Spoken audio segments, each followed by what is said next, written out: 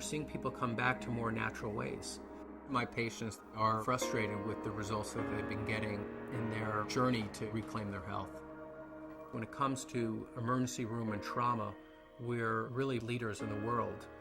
But when it comes to overall health, we're mostly managing our pain and suffering. There are definite medications, but they're not turning the condition around. They're allowing you to live as long as you can without that much pain and suffering.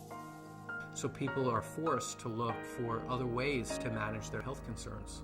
They're asking the question, is it possible for me to turn the clock back and go to the point in my life where I wasn't sick? Could be 5 years ago or 10 years ago, at that point where their bodies hadn't broken down yet. Well, the science world, not the medical world, is really pointing towards looking very deep in the body at the cellular level. And when you look at that level, you start to see that if the person is ever going to change their health, they have to address helping the smallest unit of their body get healthy again. Normal cells perform many functions essential to maintaining good health. They must be able to take in nutrition and eliminate waste or toxins. Normal cells must defend themselves from intruders like unfriendly bacteria, fungi, viruses, and free radicals, and repair the damage done by them. In addition, cells must work together as a team, communicating with other cells to achieve optimal organ and immune system function. Research has already proven our cells need certain essential nutrients, 26 different vitamins, 72 or more trace minerals, numerous fatty acids, and amino acids. Since our bodies don't produce these, we must get them from our diet. Recently, scientists have discovered that there are at least 8 sugars, called monosaccharides, that our cells also need for optimal function.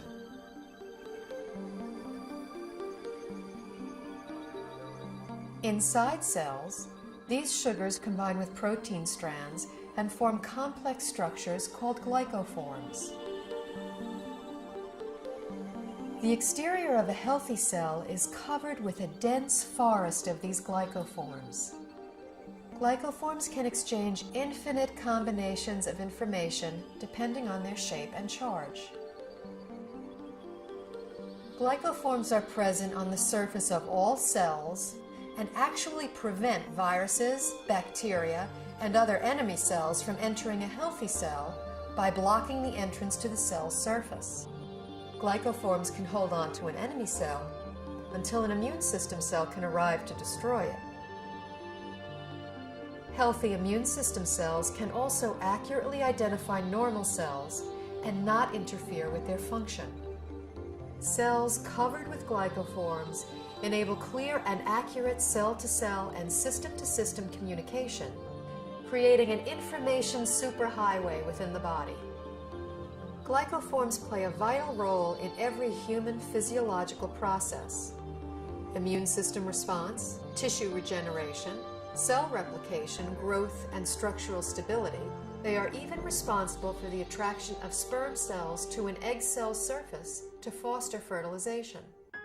When a cell does not receive the nutrition it needs, it cannot produce energy, and it really loses its function.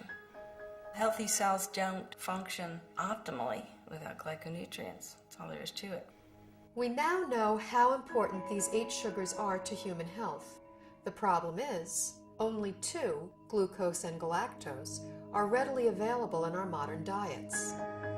A fraction of these other 6 sugars can be gotten through diet, but modern agricultural methods, food processing, widespread use of toxic pesticides and chemical fertilizers have all but eliminated them from our food supply. It's only really been since a little before World War II that what we now call conventional methods, that's fertilizer and pesticides, even came into being. What was conventional farming for thousands of years, we're calling alternative farming and organic farming, and what we're calling conventional is actually a new experiment. The connection of healthy soil to healthy plants and to healthy people cannot be underestimated. Most farmers don't use organic fertilizer because of the economics. The government farm programs reward the use of conventional fertilizers. And then also many farmers grow for big agribusiness companies. When you're dealing in mega farms, the ideal crop is to pick the entire crop one day, get the pickers out of the field, get the money out, plow it down and put another crop in. That's like the perfect scenario. Crops are selected for uniform maturity and the ability to harvest quicker than they should. And that makes a huge difference in the protein content and the nutrient content. Optimally, you want the fruits and vegetables to stay on the vine or on the tree or on the plant for as long as possible, because in those last few days before ripening is when the essential sugars are brought to the fruit or vegetable. Everything that is not picked at its peak, everything that is shipped any length of time begins to lose its nutritional value. The nutrients actually start to oxidize. And once a vegetable turns a little brown or it's rusting, then it's going to cause free radical damage in your body. In addition, if something comes from a very long distance, it can have bacteria on it that your body is unfamiliar with. Generally speaking, the organic produce is much healthier, has a higher nutrient rate than the commercially grown vegetable. This whole thing of organic versus conventional, there's so few people that eat organic. 95% of the fruits and vegetables that are grown are conventional, which means that only a few people are eating organic foods. What I have my patients do is eat as many fruits and vegetables as you can, wash them, and assume that you're getting about a third of their phytonutrient value. I compared nutritional content of food from 1982 with what statistics are for 1999. I was amazed at the nutrient decline in many fruits and vegetables. Overall, it was an average 25% decline in nutrition across the board. That is staggering. It's shocking. If we are losing 25% of our nutritional content in 20 years, what are we going to have in 20 years from now and 20 years down the road? Pretty soon we're going to be eating water and a little fiber, and that's going to be it. The body, to an extent, can make glyconutrients. That's the job of the liver. However, that is an emergency mechanism, and we're making our own glyconutrients. It's basically a state of starvation. If you don't have enough of the right type of sugars, you have faulty processing. With the faulty processing, things can go wrong. Without vital sugars and a variety of other micronutrients, cells cannot create glycoforms. The result is a breakdown in cellular communication and immune system response. Depleted cells are unable to defend themselves effectively, so cell structures can be damaged and are not effective in healing and regenerating.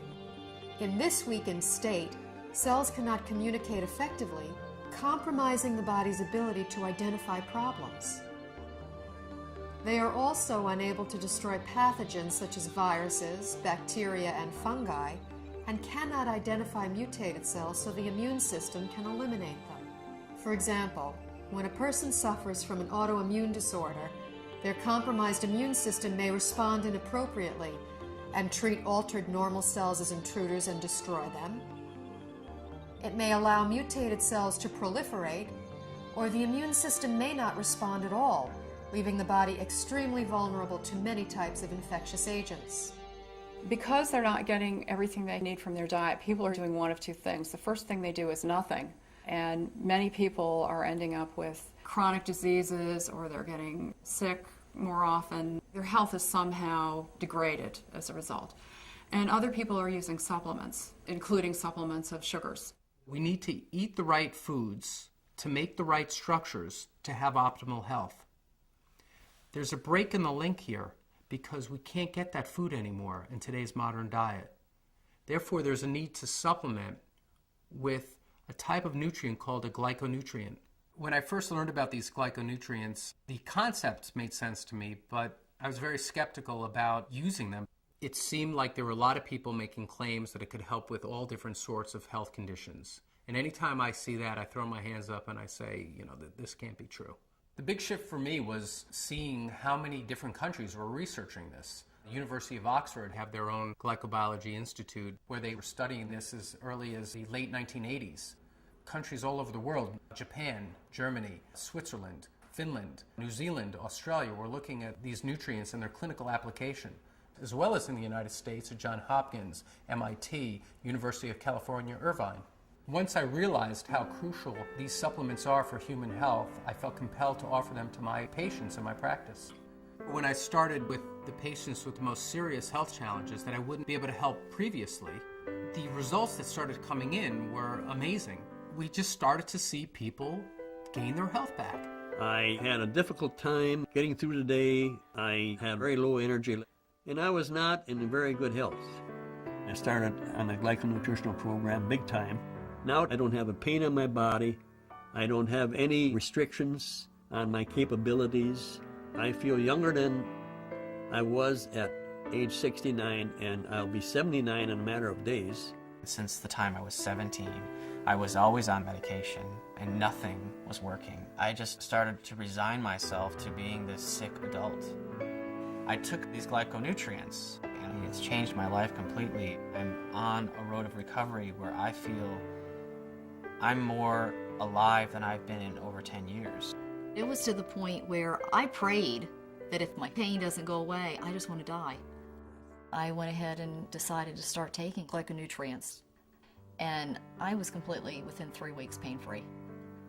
I can do it all again. I feel like it's been given back to me, and that's what I'm thankful for. These type of results I've never seen before in my practice and were exciting to say the least. I believe somewhere in the next 10 to 20 years that this will be in the curriculum of all training because it gets results. I, as a physician, am real excited about that. And I think that physicians in general should be fascinated from a scientific standpoint. After seeing so many dramatic results with the people that I've recommended this to, my approach to healthcare has changed fundamentally. I hope to see a paradigm shift in treatment in the future, where you have a truly integrative approach between traditional medical care and nutritional support. And this would ultimately give people not only a longer life, but a better quality of life.